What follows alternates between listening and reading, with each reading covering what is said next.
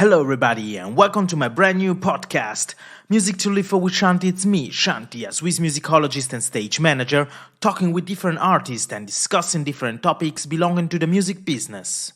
Now you know me, I'm a big Face Your Enemy fans. My good friend Frank Pellegrino, aka Il Batterista Folle, joined me for a very interesting talk about his experience as a professional drummer and the life on the road with the band Booze&Glory. We also discuss his second passion, shooting video clip for bands. So let's go!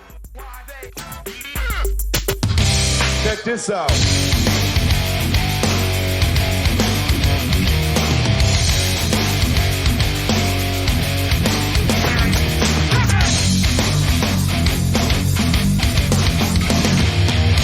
Music to live for with Shanti.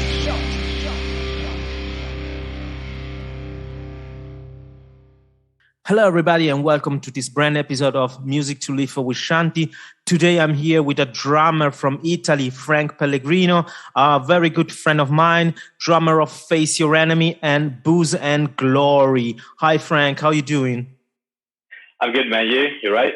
Yeah, everything's fine. Post-COVID, but stronger, faster. Like the song of the two robots from France. Faster, harder. All good, my man. Great, man. Super cool. My friend, I'll let you introduce yourself for the audience. Okay. My name is Frank. I mean, people call me Frank, but my name is Francesco because I'm from Italy. Also, close friend call me Pelle. But, I'm a drummer. Actually started playing drums when I was 14, 1995, something like that. And, since I started in the 90s, I never stopped playing. I mean, playing many bands, mainly metal, hardcore, punk. And, actually, I'm still playing. I play with Booze&Glory, Face Your Enemy, and also with the Fulci, the band from the guys. I did like a couple shows with them, and I will see in the future if we can join them again and touring with them also. It's me. And so, where else? So you are a very versatile drummer, as you said, from punk to metal. Everything is in your entourage. And what about the band Booze&Glory? Because I saw that in the period of pre-COVID, you were a lot on tour with the guys. Yeah, we started touring like full time in 2017. So we started touring then, and since then we tour like till December 2019. And we tour non-stop every year, like 100 gigs per year, all over the world. We tour like America, Australia, South America, Japan, Indonesia, Asia, wherever. And we tour till like Christmas 2019. And the plan was also, 2020 back on tour with a new record. And touring the world, we had like already, we had like planned like 100 gigs, We're supposed to play in Vegas, in South America, Japan again. But, COVID started like end of February and all the plans gone, Yeah. So. How did you get in touch with the guys of the bands? Well, in 2010, I started doing videos. I mean, I was looking into making video music, shooting video for the band. And I started shooting some videos for a few bands, French band. So I remember I did this video for these guys from London, No Second Chance. We went to with that band. And when we put this video online, the guys from Booze&Glory watched these videos and they called me. And I did the first video for them. And so we still together. I mean, we have friends, during these years. And in 2015, the drummer left, and they asked me, Frank, we know you play drums, and you want to join us.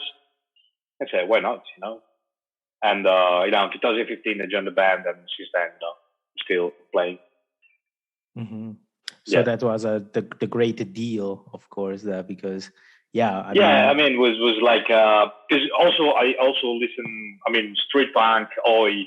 I grew up with this like music, and I really always liked Booze&Glory because super melodic, super like a catchy, catchy band, and it's not my kind of music. I prefer like metal, hardcore. This is my style. So, but I got a chance to tour a lot, play lots of shows, and say why not, Mm-hmm. And was a great great decision for me. Mm-hmm. Yeah, because for the audience as information, we met like years ago, I suppose like 10 years ago, when we organized Face Your Enemy here in Basel. And was that zombie night, right? Yeah, they was here. Honestly, I remember the location, but the location was like a good location. It was like a kind of kind of like a party zombie in there, and like it was a lot of people wearing like a. Yeah, that's right. It was at the Irschneck here in Basel. Quite well-known location, small venue. And I suppose there was also like a party that night. So we combined. And I remember you coming very late because you played already that afternoon somewhere in Germany. And then you just arrived in Basel right for the set. But that was really, really a very good, nice time because that day I met some friends that are still dear to me and so near even nowadays. So one of the things that I love about the organized events or just working with bands is that you just have the chance to meet a lot of people, and a lot of them you will call them friends with the time. It's like a little bit your experience with Booze&Glory about maybe starting doing videos. So you connect with them with other reasons, and then you just open this chance to do something else, and in this case join the band. But exactly, how are your feelings when you sit behind the drum, like with band like Fulci, and when you sit behind the drum with bands like Booze&Glory? Two different styles, but one drummer. How? Well, the feeling for me is always the same because when I sit behind the drums, like I have to play a show. Doesn't matter what kind of music. Of course, with Fuji, I have to, it's like more physical. I have to, it's like more difficult about, because the kind of music it takes a lot of effort. Mm-hmm. Booze&Glory is kind of different because Booze&Glory play like a big, massive, like a festival. Sometimes I was super scared. I was not scared, but when you play like a festival in front of like a 10,000, 20,000 people, or even more, it's like, oh, what the fuck, it's like, it's like, I can do mistakes, this kind of mistake. And, but like drums is drums, it's like, it's the job you have to do. I love playing drums since I was like a kid, and, sometimes it's about the kind of emotion, but for me, like play drums is like my kid, in front of me, and I really love to play that, Mm-hmm, mm-hmm. Yeah. But something that I didn't know about you, but as you said, you met the guys Booze&Glory shooting a video. This is your job, or is an hobby of yours, or you this is idea of shooting music videos. When I was living in Turin, I was working in the kitchen. But at the same time, I have this passion, because my friend was doing music video and say, wow, I really like it, put music and video together, create this. And so one day I said, okay, I want to change my life kind of way, because I was sick. I was really tired to work in the kitchen, and say, I will try. And and I started making videos while I was working in the kitchen. And after a couple of years, I moved from Turin and to my hometown. My hometown is close to Venice here. And for a 3 years, I just working by videos. You know, it was like I had like 10, 12 videos per year. I was shooting a lot of videos in England, Germany, Spain, Italy, US. I shoot a couple of videos in California. So I tried to survive by video. You know, since then I joined Booze&Glory. And all the time I try to make my life better. You know, live by my passions. You know what I mean? Because kitchen. Work in the kitchen. Everyone thinks like, oh, it's a great job. Be a chef, cooking pasta. But it's so. I don't like that much. Stuck in the kitchen for 10 hours a day. Weekends for me is like go to the show or play shows. You know? Mm-hmm, mm-hmm. That's my life.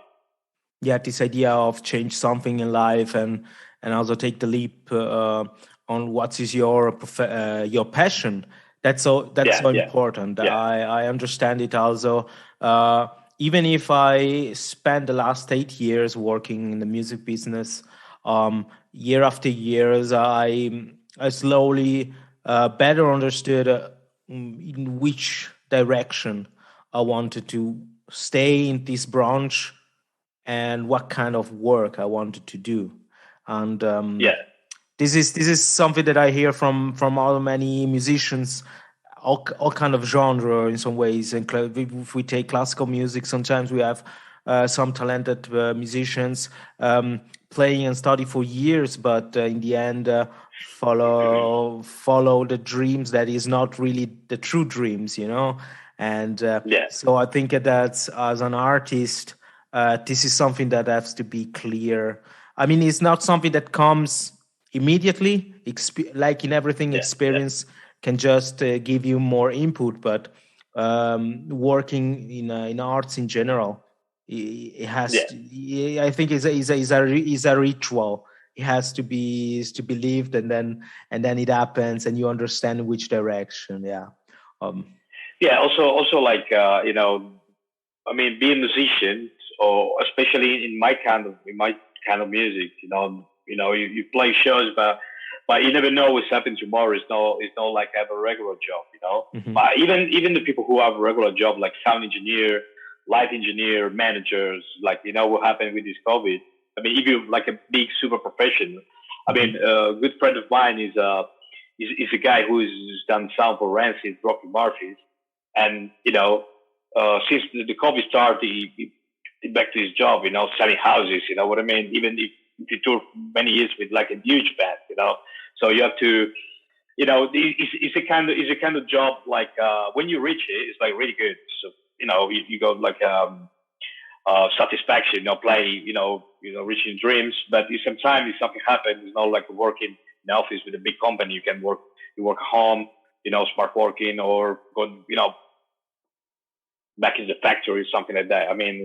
You always living in the edge, you never know what happens tomorrow, so, but I don't care. I don't take a risk, Yeah. So, something that I think, what I mean? Like, there's something that I think really, really amazing and fascinating is that knowing some of your friends from the CBC, the Caosart Ink Commando, knowing that now you're spread all over Europe, but you still have this passion for music, but also you all found a way to deal with this passion with your passions. Thinking about Ando with Till Death Records. Shout out to Till Death Records that support this podcast 100%. It's so inspiring, because I personally had the chance to see really how people can take different roads in life, but keep this friendship strong, and also bringing that passion back. To me, that night at the Curtarolo Festival was just amazing, because I remember joining joining Chiro early in the morning. We picked the van and we went to Malpensa and picking up the guys coming from England, and Yeah. and then went to Milan, and then everybody were there, and to me it was so it was just fantastic. You see, all these friends coming. We said, okay, we got all together, and everybody we went there, and this is something so rich as a human experience. I mean, I personally have such a good memory of that evening, but I've learned a lot. You see how it's important. Like nowadays, we got social media and everything. Everything is Yeah. faster. You got to connect. You got the chance to connect with a lot of people all over the world. Like Yeah, of I course. was Yeah. recording an episode with a friend from the States. Like Yeah. it's everything. It is, but it doesn't mean that the friendship is the true or that the bound is real in between people. So Yeah, of course. see something, be there and see me with my eyes. Your friendship, that was just incredible, and of course the fil rouge of all that was the music, and Yeah. this is to me motivates me a lot. I was went through a difficult time at work at the opera, and I remember coming back and being so pumped up, from the Yeah. event. You got such like a good vibes, good energy. Wow. Yeah, Yes, but and I mean, this is like but I think in my opinion is like it's kind of different thing because we like with the first random CBT. I mean, I met the guys like more like 12 years ago because it was like a kind of right connection. When you play yes, and you're touring, you got all this connection around, so you met these people and create connection, and then you got someone like a really matched to you, and so you start doing like project together, blah blah blah. But with the guys with CBC, it's like we know each other. I mean, with the time we met, we don't have a messenger. We have like a phone calls and the train. We met in the street. Like let's go drink a beer, get wasted, or eat a pizza. It's like we know each other personally. It's like we share this, and then social media, right? Of course, now it's much easier to connect people. Like for example, like I'm here tonight to talk with you, talking with you. Talking about experience. Sharing all these things, but and yeah, I mean, with Facer Enemy always be like it was always great. I mean, the guys super super cool, and we always enjoy shows and everything. So we're gonna play also Saturday in Bologna with a fort. It's gonna be like a kind of small CBC party in Bologna. It's like yes, all these guys from the south coming, and to be. I'm so happy, like to play again. yes. Especially after 2 years. I mean, like for me, it was a complete disaster. She's touring a lot to stay home. No traveling, no touring, no money, nothing. I know that I know like many people are in the music business. We know the feeling. I notice right now organizing some stuff for the agency I work for at the moment. We receive a lot of requests for concert. Normally, yeah, Christmas period. There's a lot of small events, evening aperos and everything, and suddenly most of them are cancelled. yeah, The events that are able to be played were already those that had the budget from the last year, so it was a little bit special. Let's say it wasn't that continuity of the business, let's say, but I mean we will find the balance, of course. I think we will arrive at the moments where everything will start again with a little bit of continuity without with this idea of, yeah, I had the chance to have these 5 days of concert, and but what about tomorrow? And yeah. I hope so. The situation happened last year was kind of I don't know, was kind of different from because since now, I mean, I hope it's gonna be balanced one day. I mean, because now it's all up and down, but you never know. This is like the perfect example that you never know what could happen tomorrow. You know what I mean? It's like, okay, COVID's gone, but probably it's coming something else coming. It's like you go different perception about life. It's not everything. Oh, you can see the future in 20 years. You cannot. You know what I mean? Like, at some point it's good, at some point it's bad. And no, so you have to deal with this kind of new normality, new reality. You know, because he changed the world, changed the rules, changed everything. You know what I mean? And you have to deal with this. Yes.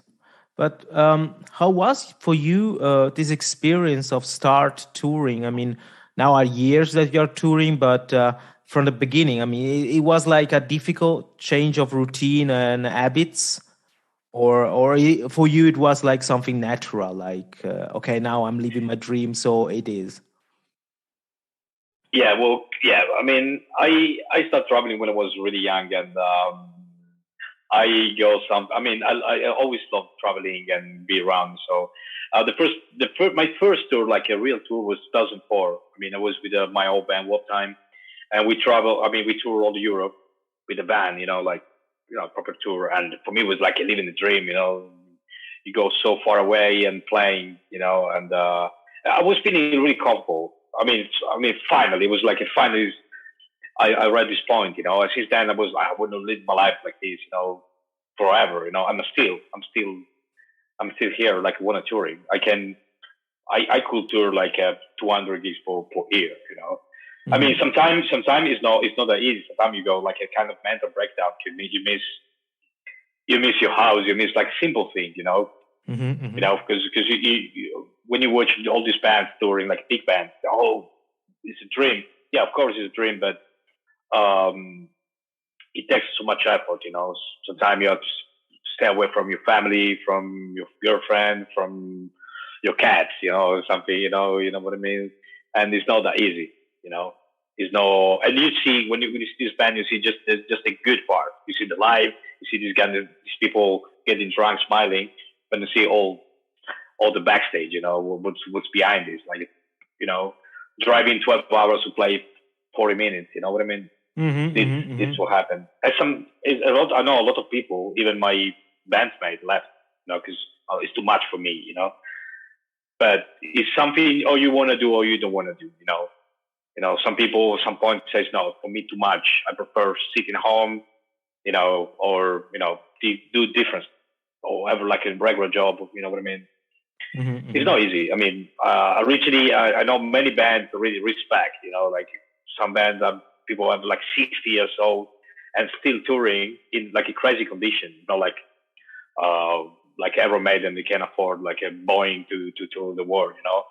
Still people like sleep in the bank and have crazy times, you know. I mean, like crazy schedules. I really respect them a lot. Mm-hmm. Yeah, the factor of touring is also an important topics, because I saw a lot of our young artists having this experience like in orchestras. And of course, at the beginning it's fun because you travel with people you like, friends and everything. But on the other side, then you are every day, one different place, you know, like sometimes quite easy, not so easy to settle a little bit mentally. And as you said, there is a lot of people that after a while they say, no, I had my experience, so I know what it is. And for others, they said tick the box and yes. And for others, it's definitely not a lifestyle. It's something that you need. Is your drugs in some ways, but but still interesting because it gave you the chance to travel around the world, and of course to have the chance to widen your knowledge on many things. And I honestly, I have to be honest, I never traveled much while I was a student, for example. Of course, because of money, but also because of time in between study and working. And later on arrived all these experiences of touring, not just with band, but also with ensemble orchestras. And I had the chance to tour also in Switzerland. So I visit places that I didn't know or I never been Yeah, there. exactly. And then the day after, maybe I was in France there or in Germany there. And then I arrived the period of tour with bands. And it to me was so a grateful experience, because for a while I was thinking, oh my God, I studied, I'm doing what I do, but I saw that these friends there went to Australia, the other went to the States, the other one went to Denmark and everything, and so it seems that I've Yeah. missed the train on that, you know. But then suddenly arrived, and I'm happy that it happened like in between my 27th and my 30, because I guess I lived this experience with more mind in some ways, and of course with the passion of a teenager. I mean, I'm 35, but Yeah, I but still the have passion. that fire burning, you know. Yeah, no, but the passion teenager I still have. I mean, I just before the last week, you know, well, I still feel 18. It's not about the age. It's about your head. You know, like I'll be like this still. I don't know till I die. I hope. You know what I mean? It's like of course your body is gonna lose energy when you're 50s, 60s. But if you have this passion, it keeps you alive. You know what I mean? Like yeah, I mean all my musician friends are still. I mean, really still into it. They look younger. You know. Mm-hmm, And mm-hmm. all the time I met all my friends are like, you know, working in a factory or working in the office. They look like 20 years older than me, you know. Yeah. I mean, they kind of give up of life, you know. Oh, it's too late to do this, too late to do that, you know. But you know, I mean, for me, music is also is all the concept. I mean, touring, of course, passion, but also it's something that keeps you alive, you know. Mm-hmm. Yeah, I And saw young. this also right now with my father, that is still fighting against the sickness, and everything is going fine. The therapy is working, and we were at the phone because he lives in the south in Ticino, and I was asking what Okay. he's doing. He said, you know, it's hard, but it happens that he can play, because my father is organist, and Okay. it happened that he can play like some at the church and for some kind of arts of events. And he told me, you know, when thank God I have the chance to play, because when I play, I'm feeling just good. And Yeah. listen to those Exactly. words, you know, was just give me a little, not a little, it gave me peace, you know, like, because I know that he was also doing something in those hard times, physically and mentally, but you know, when he's sitting at the organ and he's playing his Bach or whatever, and it's fine, it's happy, and this gave me much back, and so this is just to say that music is really a cure. I Yeah. also have to be honest. 2 weeks ago, as I was sick, and but I remember one day I just put my headphone and I just listened to a song. I don't recall. I was too sick, but I remember that in that moment, you know, I really want to listen to some music, and for a moment I felt light. I felt like better in some ways. So the power of music is not to underestimate. And Of course. of course, touring is a stressing profession. But yeah, that kick that you have when you sit in front of the drum. I mean, I'm a drummer too, and I know that sometimes the drummer is the first one going on stage. The intro is Yeah. still playing, the lights still Yeah. out, and you can feel. You don't see the audience, but you can feel it. And then your friends come in, lights on, Yeah. the show. You give the fourth, and then bam! Whoa, that's so. Yeah. I think. No, yeah, sometimes you can see the audience, you know. That's what scared me. I mean, I like a couple of shows when I was like, fuck, you know, it's like okay, so keep calm, and you know, I had a few beers before that stopped me, you know, a couple of whiskey. You know, I'm curious because I had the chance and the privilege to see you playing live with Booze&Glory and with Face Your Enemy. Okay. And so I know you also as a drummer, but when you shoot or when you direct a music video, how does it works for you? I mean, what is the important thing you're looking for? Well, depends of the kind of music and depends of the kind of video you want to do. All the videos I did, like I always put like music. The musician playing. It's like when it's all the time, all my videos want to see the band playing. It's like and then you can put like story, but mainly like the people can see the band playing. Mm-hmm. Yeah. Okay. Also, time you can do videos are like you can do many styles, but my style is always like that. I did a little money street videos. I come from this kind of music, hardcore, like this street video, fisheye, and but I always put people, like try to spot the time that the guitars, the drums, everything how it's working. Because for us it's like a normal thing, but the people who don't know about music, it's like, oh, it's work like that. You know what I mean? I always like see the band mainly. Like visually. Yeah, it is something that I also like when I watch a music video.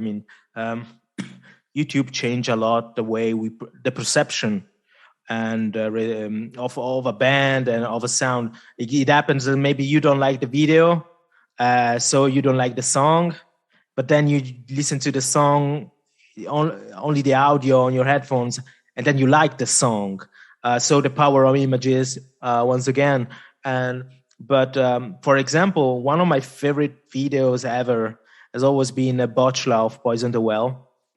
Okay. Where you see the band just playing, and it's just like okay, we are rehearsal in this fabric location, industrial location, but it's concentrate of the energy of the band while playing, and this is exactly. something that I always like to see.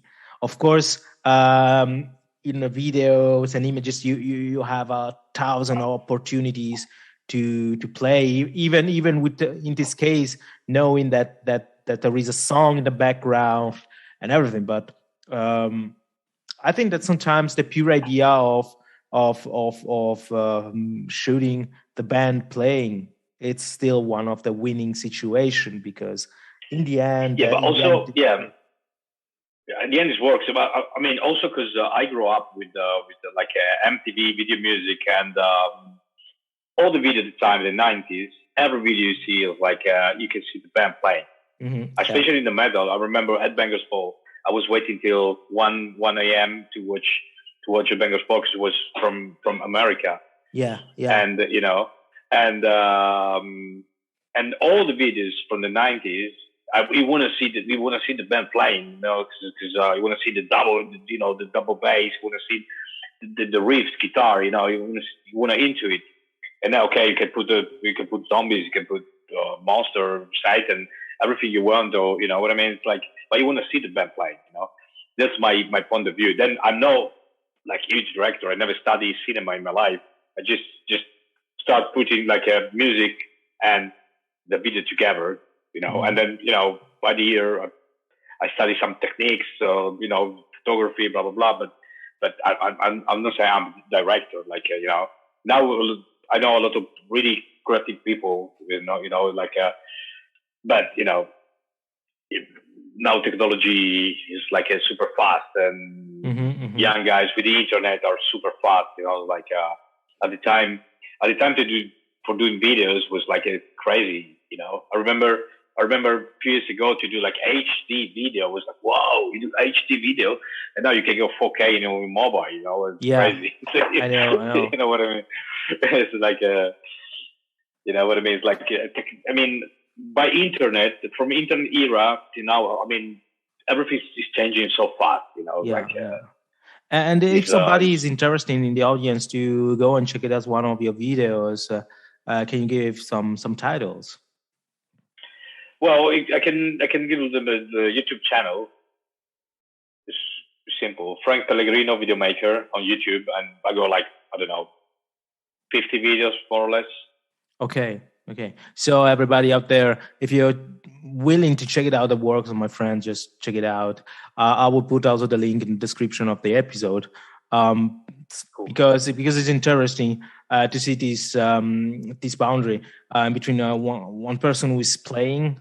So you know what does it mean being on stage, being part of a band, and then this idea of willing to also to film it and to give also to try to keep alive this idea of live music, of a beating heart of the sound, and also I'm always fascinating by the DIY, the idea of somebody just having an idea or having a passion and just go for it, you know, like because sometimes it seems that if you start something, I don't know, maybe this is more modern as idea, because it seems that if you have a product out there, it has to be professional.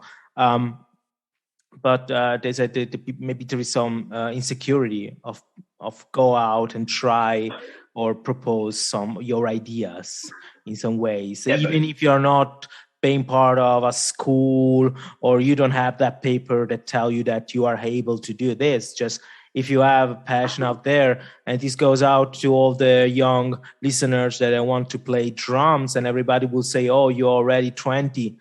I don't know, who fucking care in the end, like just yeah, but go. I think it's about attitude, Sometimes, I mean, at some point it's quite like a sad, if you want to say that, but it's kind of attitude. I mean, I know I got lots of friends. They study 15 years drums. They're really good drummers, but they're still playing in the basement, They play metallic in the basement, and they never have a chance to play like good shows or around. But I think it's also part of. I mean, you can be like a good musician, but you have also to push yourself like a person, like to reach your dreams. I mean, it's not about be like a technical professional. It's about also what kind of person. How many producer they never study. They never study like a sound engineer, but they produce good album. How many drummers like me? Yeah, but I don't know how to read the music. I mean a little bit, but no, I'm no. But just because I play, I don't know, 1,000 shows around, so I know how to set a drum. I know put microphone. I know how to do the show, but I never studied like the music school. I mean, I did a little bit, but just a little bit. No, we got the concept, and I'm always critical about this. I mean, this DIY is like I know a lot of people that they great and they never study. I mean, just because they're really into it. If you have a passion, and this passion, if you follow your passion, you can go far away. Or otherwise, you can study like 20 years, but it's not yours. Mm-hmm. You still just have knowledge about something you can use. Yeah. You know what I mean?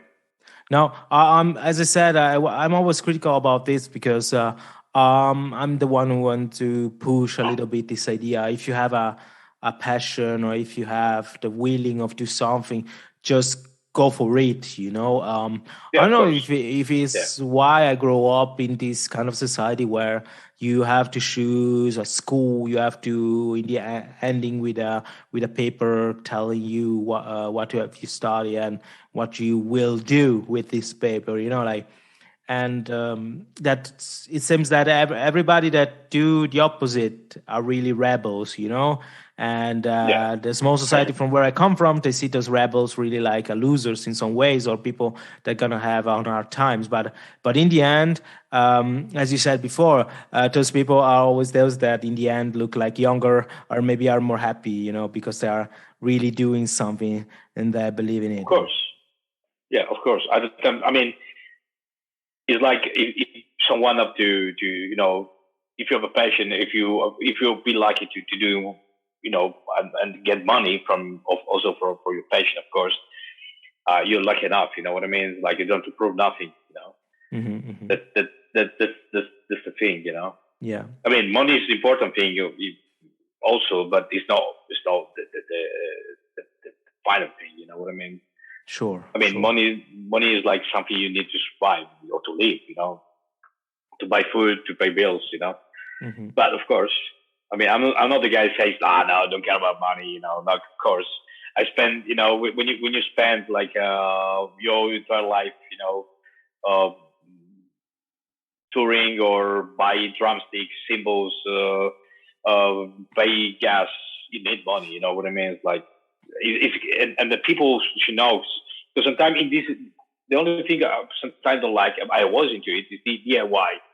If you ask for money, you're like, oh, come on, you ask for money, especially in the punk scene, Mm-hmm. Yeah. Yeah, but not ask for money, not ask for money because I want to be rich. Ask for money because pay, I'm doing what I'm doing because to pay my bills. Like you going to work in a factory every day, You know what I mean? It's like pay respect, for people who love this kind of job. Mm-hmm. Mm-hmm. You know what I mean? No, of course, and but sometimes people don't understand this in between, Mm-hmm.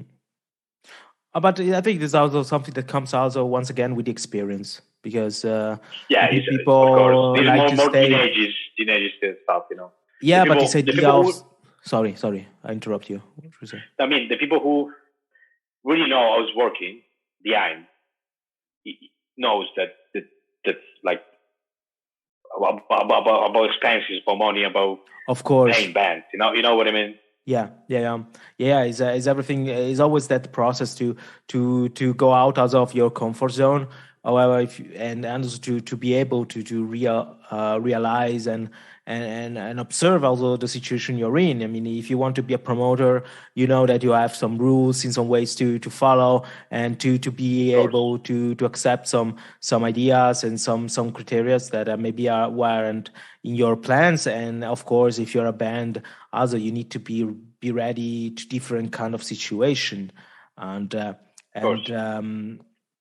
I think that the scene in general, it works because of this mix of situation. I think that people coming from a let's say from a process of studies, and people coming from direct acting and a process of passion. Like in one episode, I was telling about this experience at the Jets Festival at Scona. I was driving with some musician from New Orleans, and we were talking about what kind of instrument we're playing and everything. And they say, they also couldn't read the music, music sheet, but because he told me, I've learned playing bass and drum, playing with my grandfather and friends of the family, friends of the neighborhood, at home. Yeah. They got this feeling. They got this as a drummer you have seen, of course. They got this groove. They know, then they feel it, and this is talk more than 1,000 lesson of drums or something like this. And so I think that if you have a certain idea of what, I think this is interesting, because it was a little bit the idea of how do you learn music, or the perception of music in Europe, and then how do you have the same perception but different in another country. But you also have a lot of admiration. You see the result of this incredible sound and colors transmitted on the stage. And and about word, I definitely want to know, in your touring, which country did you love the most? Which country I love the most? Well, I mean, if you were to talk like just what you said about music, I mean, US is one of my favorite countries because, I mean, about music, you can feel. I mean, I come from Italy. We still have like Albano Romina. We still have like this pop or shit music. I can easily say. I mean, I never like Italian music, But US is kind of music. Of course, you say the New Orleans, and all these people come from jazz. I've been there.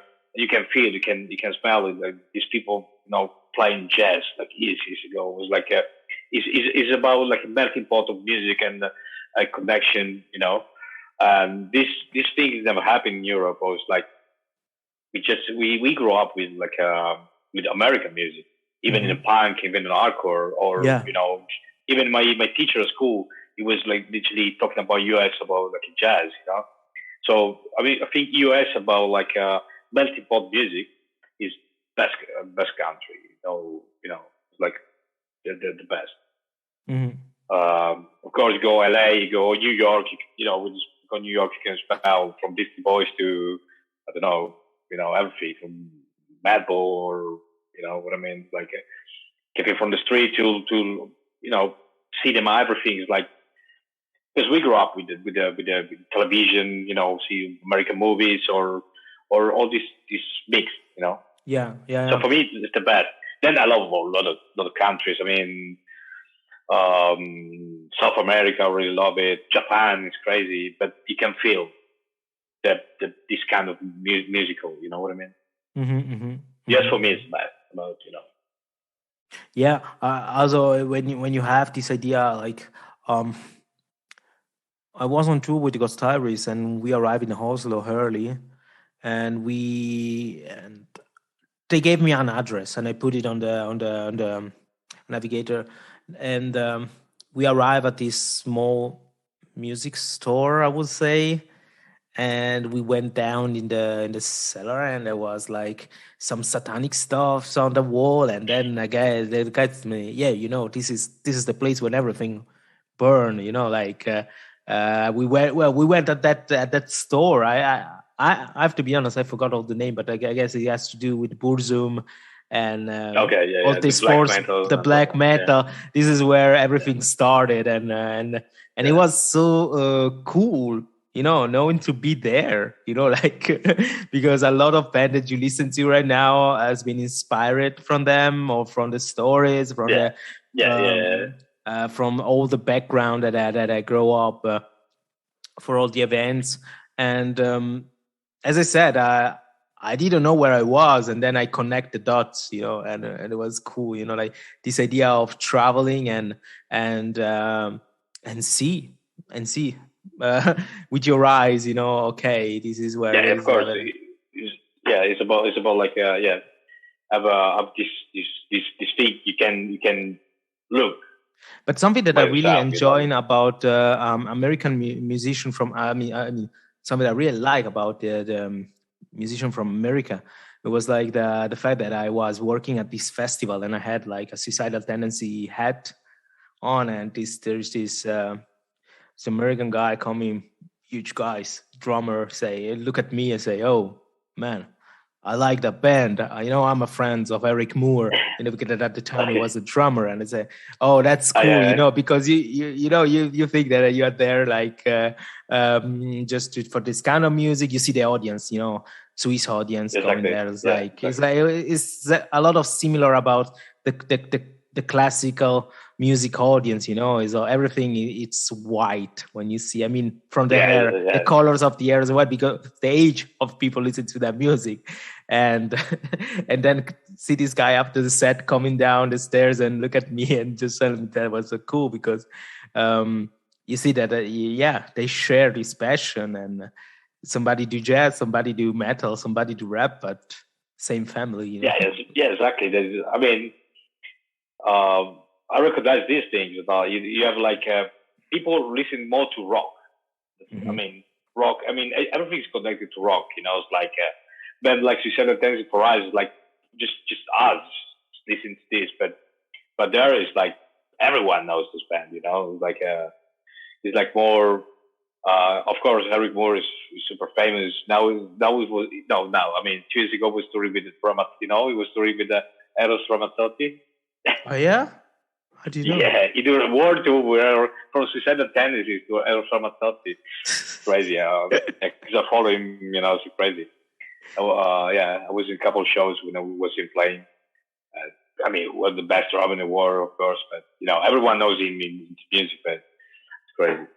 Yeah. But I mean, it's like my favorite country about music. I mean, music. Then we can talk about different things about politics or everything.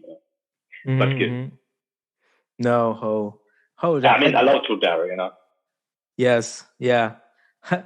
It's funny because I saw a video 2 months ago from I suppose it's a South Korean band, all women playing rock, and that video was the cover of uh,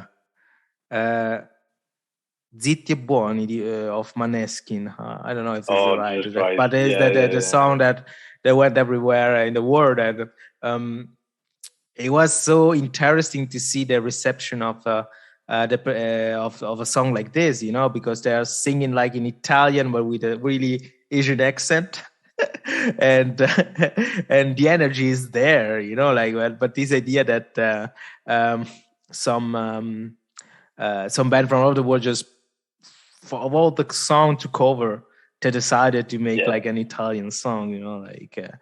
And Yeah, the same I mean, happened with some Russian bands. There is this, I don't know if you know by name, this ensemble of musicians called Little Big.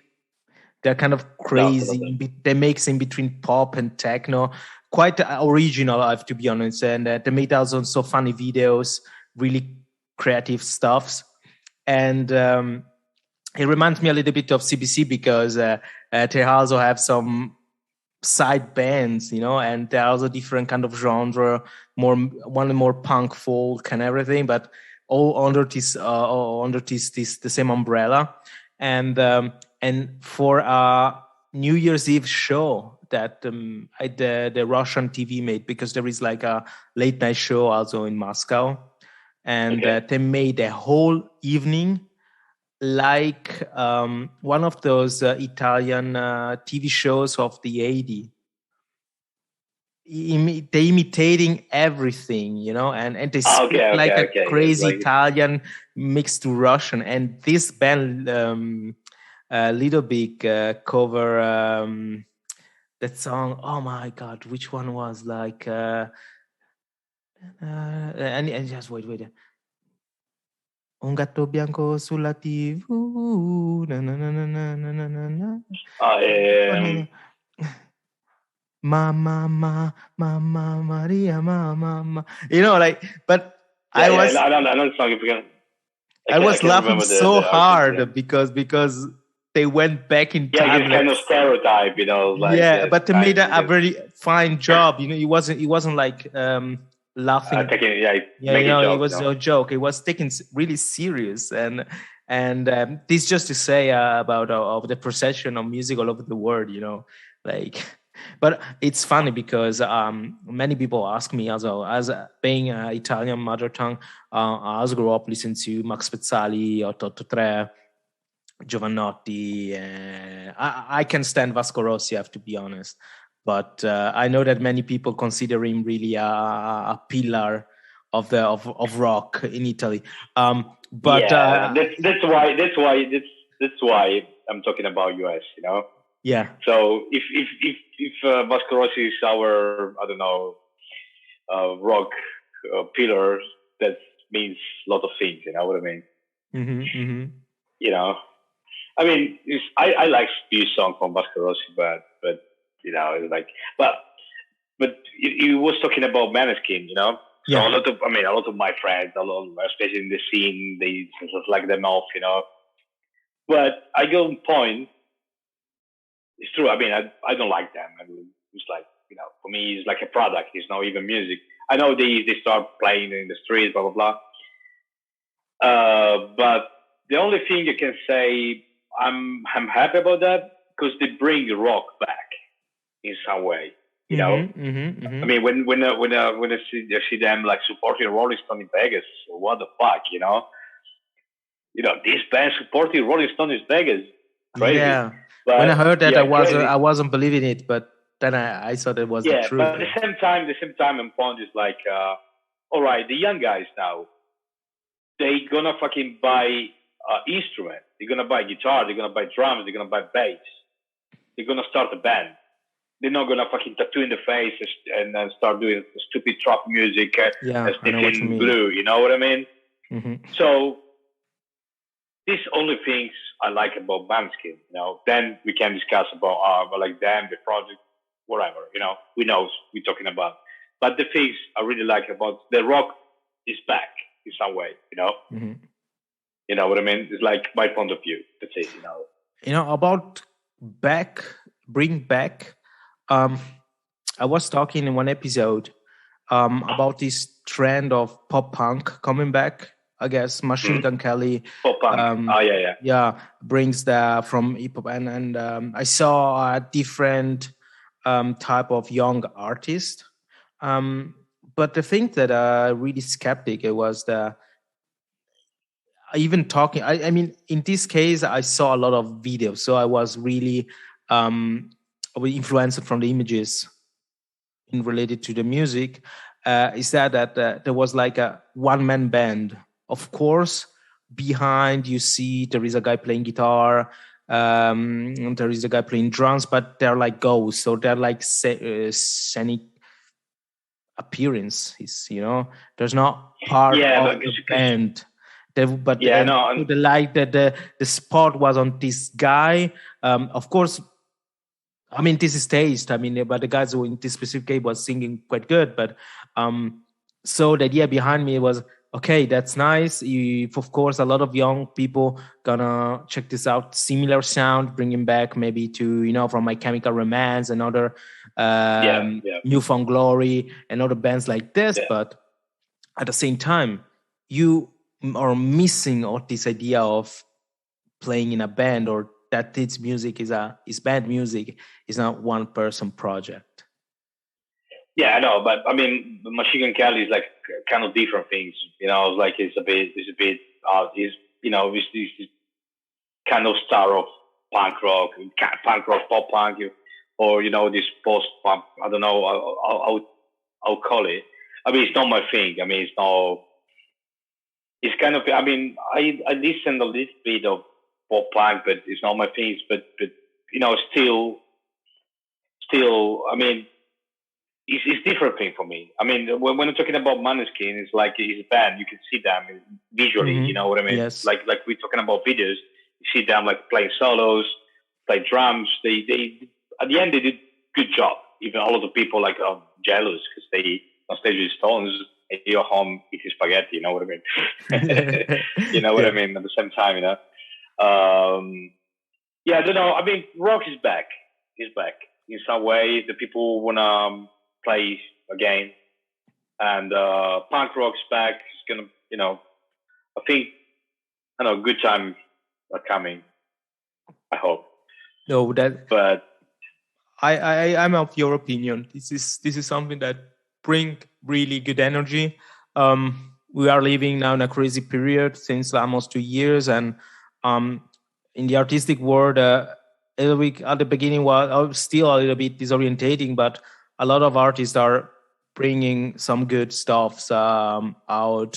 I have to say the new Limp Bizkit album is quite interesting. A lot of good memories, but also still quite fresh for being almost 2022. I think that this message that you said about rock is back. There is some new energy coming. I think this is a good topic to slowly close this episode, leaving this positive message, of course, because out there's a lot of opportunities, and it's good to see that many bands are doing comeback, or new bands are coming out and spread all over the world their sound and their music, and this is what we will expect. Frank, I have to thank you very much for your time, because it's been a really pleasure to share this idea about touring, about your experience, and about point of view about the new music, the new world. This is what we need, I guess, every day. I mean, I can start the day without music. So, and I know that I'm not the only one. There's a lot of people out there. Remember, music is also not just for musicians. Music is for everybody. Music is if you're doing your job, if you got the passion, if you like it, if you just the right idea and the right energy to get through everything. Frank, do you want to say something to close this episode? Well, what I can say, thanks for inviting me, and I hope to see you soon somewhere, and probably, hope you're gonna tour with us some point. For sure, I was talking with Shiro about to next year, and something is coming. Yeah, and I really hope next year, 2022 is gonna be a good year. A lot of show is coming, good energy is coming. Fuck COVID. And I hope to see you on stage or other side of the stage, jumping from the stage, Yeah, I will do it. I'm missing stage diving. So this was this episode with Frank Pellegrino. If you're interested in his work, you will find the description in the bio of the episode about his activity as a drummer and as a filmmaker. If you see Booze&Glory playing in your town, just go there and say hi to Frank. And thank you very much to be guest on Music to Live For with Shanti. Thank you very much, Shanti. Check this out.